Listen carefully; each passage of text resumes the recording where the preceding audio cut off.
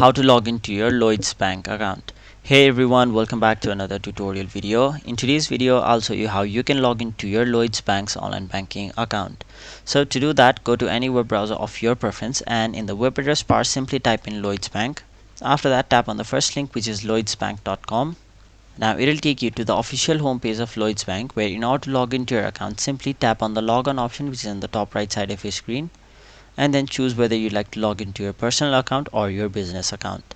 Now assuming you chose personal account, in order to log in you'll have to basically enter your user ID, your password, and once you tap on the option continue, which is right over here, you will have successfully logged in or signed in to your Lloyds Bank's online banking account.